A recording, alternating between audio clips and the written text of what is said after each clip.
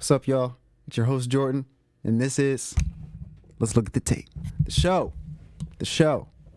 where I talk about movies, old and new and old, what I like, what I don't like, the yays, the nays, and everything. Today, we're talking about the new movie, Tron, Ares, the third installment in the Tron franchise. The one no one asked for, but the one we were excited for. I was very excited when I saw the first trailer. The first trailer made this thing look like it was going to be bomb.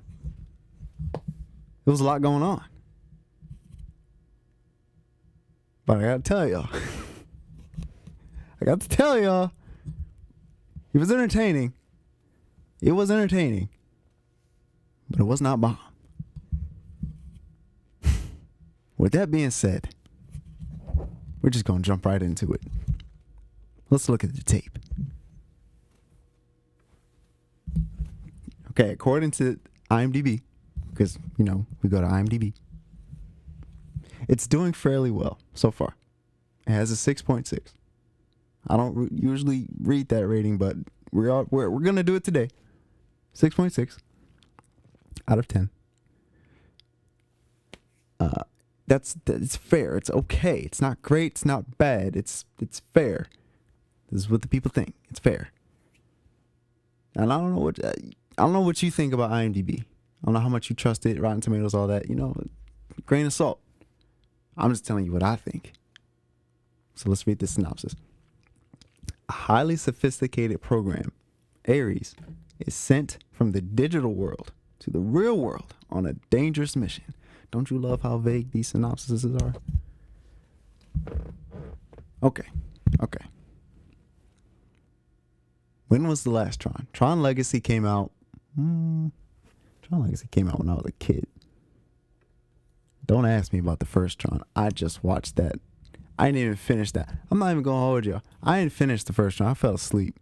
And I was just like, I can't finish this. I can't finish. I get it. It was revolutionary for its time. But I couldn't do it. I couldn't do it, y'all. I tried. I fell asleep. Not because I was bored. I was just tired. Fell asleep. I never went back. I looked up what happened at the end. Long story short, we're not going to spoil that movie. Maybe we'll do that some other time. We'll give Tron its own episode. Maybe. Probably not. But yeah. I looked up the end and I was like, all right, yeah, good guy always wins. I know what happened. I got the gist. I'm cool. Tron Legacy came out in 2010. I was 9 years old. And my brother wanted to go see this. I didn't want to go see it, but I didn't say I didn't want to go see it. So my dad took us to go see it, and I liked it. A movie I didn't want to see, I liked. But Tron Legacy was cool. Again, I don't think Tron Legacy is great. Some people think it is great. I don't think it's great. I think it's solid. I think it's a good movie. I'd rather watch that than the first Tron. I would rather watch Legacy than the first Tron. Now the question is, would I rather watch Legacy than Ares? That's a question for you. We'll come back to that. We're going to circle back to that. But Tron Ares, though. So from 2010 to now, 2025. That's a long time. No one's asking for this third sequel. Second sequel. No one's asking for a third movie. But Disney being Disney. And yeah, I have a beef with Disney. I do.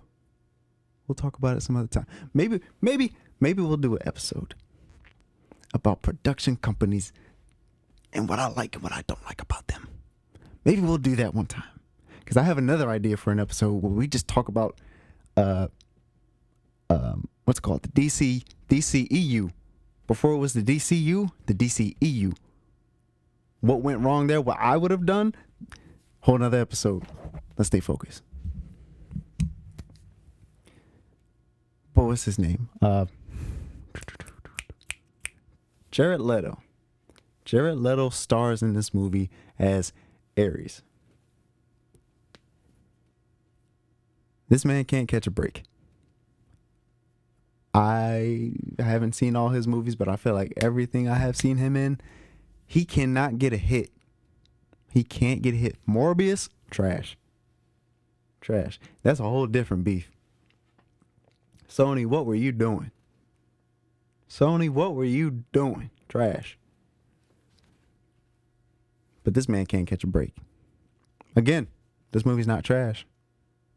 But it's not the hit it could have been. I don't even think he's a bad actor. I don't know if it's the material or what. He's giving it everything he's got. I believed him. I believed him as Ares. I don't think anyone did a bad job in this movie.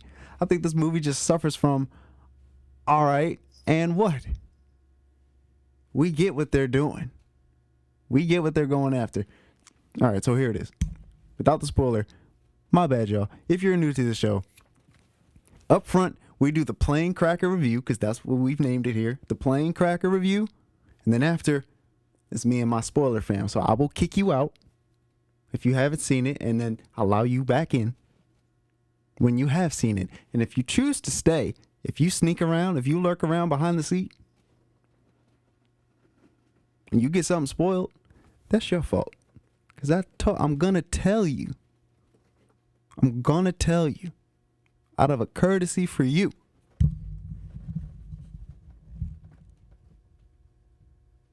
Okay? All right. Where was that at? What this was about. That right. What this was about. Synopsis, vague. So let's clean up some of this vagueness. Just a little bit, without spoiling nothing. Plain crack review. If you know anything about Tron, Tron is basically stuff from the real world going into the digital world. That's been the case for the past 2 movies. And having to come back. In this case, it's just reversed. The digital world, he's coming into the real world. Now, there's a problem with that, okay? He's a program designed to do this by a certain, we'll say a certain name. If you don't know anything about Tron, okay, we'll save that for the spoiler fam, right? But if you know what I'm talking about, you know what I'm talking about. You've seen the movie. By a certain name to do a certain thing. But there's a problem in the function. So what the premise of the movie is, solving the problem of the function. So there's a chase to solve the problem of the function for how long? For an hour and 59 minutes. Wow. That this didn't feel like that. This movie felt shorter than that. There were points where I was like, this is dragging. But it didn't feel like 59 minutes after an hour. Almost 2. This thing might as well just been 2. They might as well just put the extra minute on there. They might as well just did anything and just put the extra minute on there. An hour and 59? Why don't we just shoot for 2? It didn't feel like that, y'all. We're not going to say it. For 2 hours, this is what the chase is about. We're chasing for 2 hours to solve this one function. And it's like, all right. Now, after we get the function, then what? Like, these are a bunch of questions that's just jumping around. This kind of acknowledges legacy a little bit, but not enough to be like, this is... It connects it enough to be like, okay, it acknowledges it like, okay, this is a direct sequel kind of, but nothing that was important from Legacy is really in here. Because if you know something about Legacy, a certain someone should have changed the world for Ares. But no.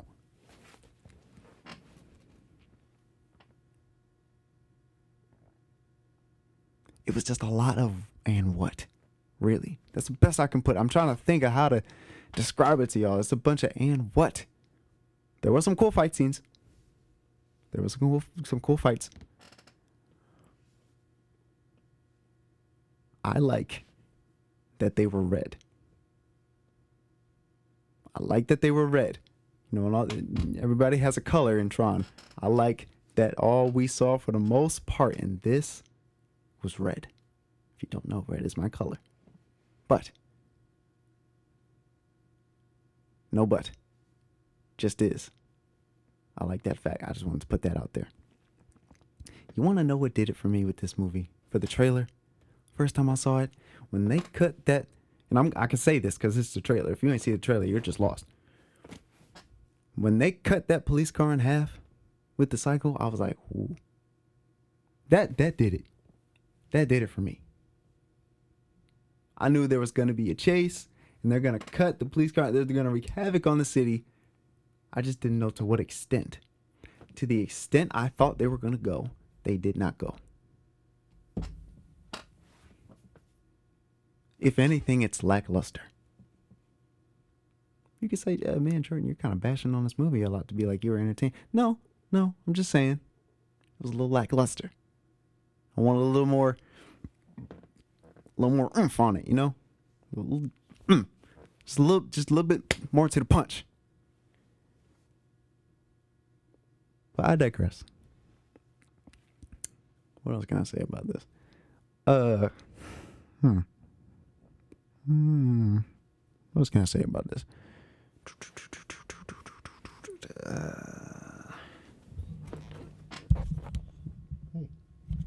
My cat wants to join us. I don't have a mic for her, and I don't think she'll say anything, but she wants to join us. So everybody just collectively say hi. Just say hi to my cat. Everybody. Thank you. All right.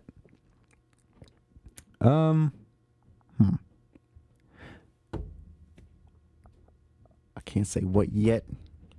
I'm about to, at this point, when this happens, I just kind of go right into the spoiler fam, because there's nothing else really to say without talking about it for real. Honestly, y'all know I struggle with the Plain Cracker review. The Plain Cracker review is so, bleh. There's nothing on it. No cheese, no seasoning. It's a plain saltine cracker. And what? And what? So at this point, I'm just gonna go into the spoiler. So if you haven't seen Tron Ares, get out. Walk away. Go see the movie. Come back when you have. Are we still here? Y'all are still here. Y'all are sure? Okay. We're a spoiler fam. We're a spoiler fam. We are a spoiler fam. Where do we start, spoiler fam?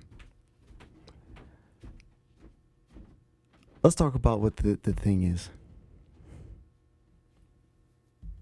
So he comes into the world, him and his gang. First of all, he's Master Control. He gets called Master Control. I didn't expect that. Dillinger makes him up, puts his code, pretty much trains him like Tron was to be made to be like the perfect fighter for the defense of the game, of the system, or whatever it was. That's pretty much what Ares is, except his purpose is to do it on the outside. And Tron is not in this movie at all, also. Ares kind of takes up the role of Tron, but instead of it being, what's it called? Ecom or Econ, whatever, it's Dillinger.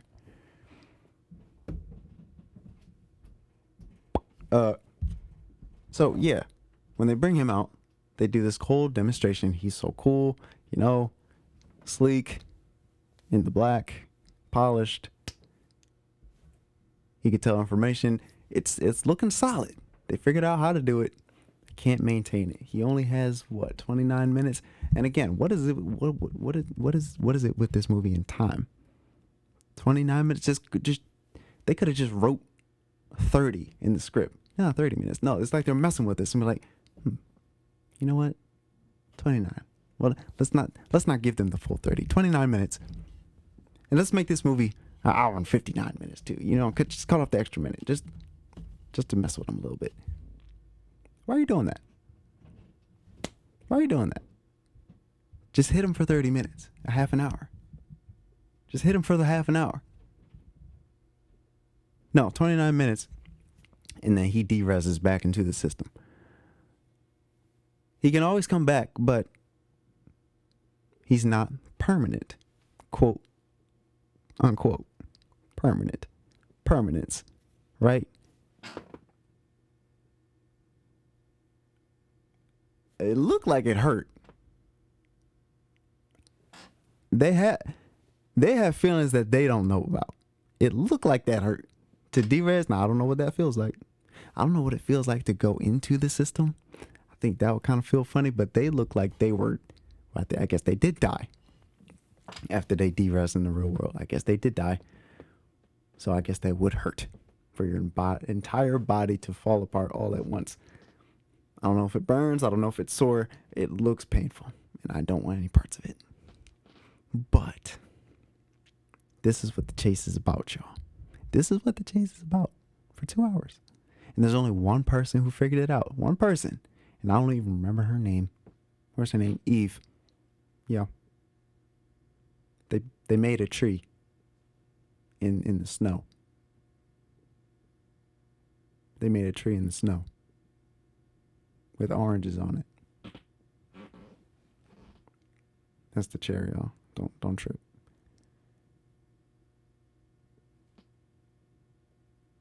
And at one point, in one mind, I'm like, okay, they figured it out.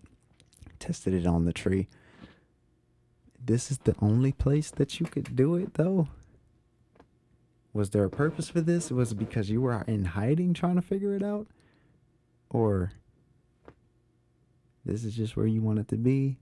Maybe that's just me. I just wasn't rocking with it. Y'all made the tree. Y'all made the tree.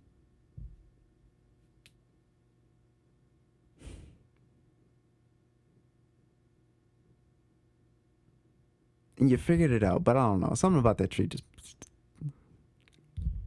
I know it's a weird thing, but I don't know.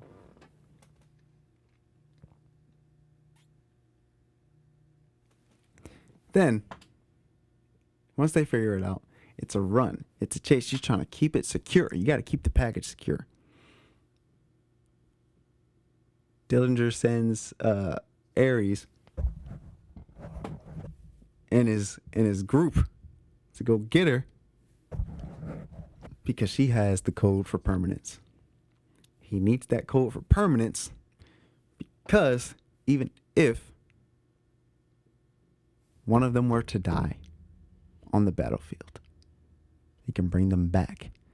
But the idea is that they fight so well that they're not gonna die because that's just how good they are. But none of that matters if they only have 29 minutes anyway. Now, you can do a lot in 29 minutes in a fight, but probably not going to win the war. You're going to have to do a lot of battles with a lot more printing.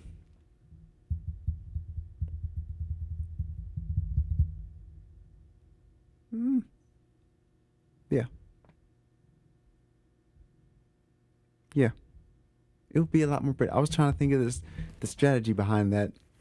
It's like you actually kind of have to wait until your enemy came to you to know that you have to print more. So yeah, you kind of want your soldier to stay alive as long as possible. So this is their task. And Ares is so advanced, he's already in his feelings. He's already feeling stuff. He's already feeling the rain and enjoying it. And his other program is like, what is feeling? What do you mean you felt rain? Rain is water falling from the sky. We know that. But what do you mean you felt it? What does that mean? He's like, I felt it. What are you talking about? You felt it? I just felt it. I don't know how to explain it to you. I felt it. What? I felt it. He gets to the point where it's like, I don't want to die anymore. And if I do, I want it to be the last time. He wants permanence, but not to just be a pawn on a chessboard. He's enjoying life. He just wants to enjoy his life. YOLO. So he goes against the direct order. When they finally catch Eve, first of all, he didn't really catch her because he de-rezzed.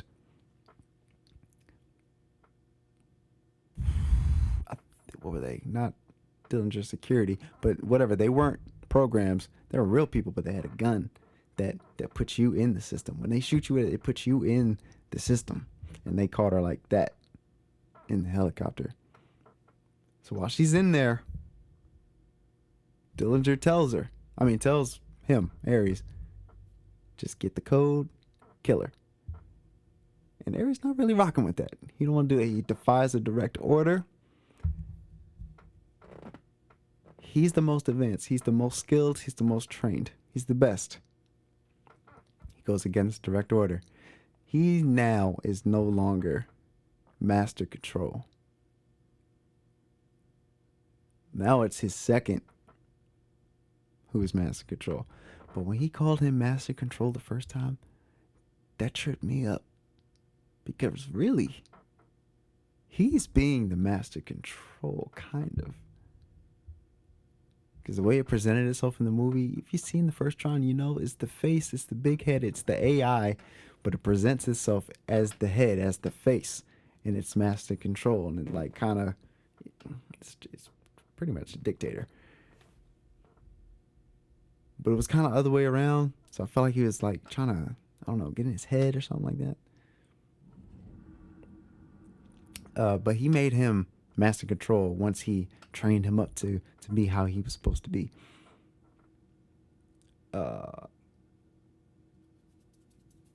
Maybe that's because he is an AI. I don't know. I didn't really get that part either. It just took me back. But once he left, once he defied the order, second in command got master control status. So now he's on the run. He's on the lam now. And he's going, mind you, 29 minutes, because they have the code. Or did they have the code? She didn't have the code. She broke the flash drive. Now they could have got the code while she was in the system, but they would have had to de-res her. They would have had to take her apart, and then the information, you got the disk when you're in the system. You got the disk on your back. They would have tore her apart, but got the information off the memory disk. Since he got her out of there, she doesn't remember it, and the flash drive is broke. So they have to go to Econ, or Ecom, whatever it's called, and meet Buddy up there to put Ares in the system to meet a certain somebody, because he definitely has the code to permanence. And who else could that be? Who else could that be but Mr. Kevin Flynn himself? Mr. Kevin. This is what I mean about stuff not really matching up from Tron Legacy. Because what happened to Sam? They brought up Sam in the beginning and just said he disappeared. That's all they said. They had a picture of whatever the girl's name and Sam, but they just disappeared. She's a ISO.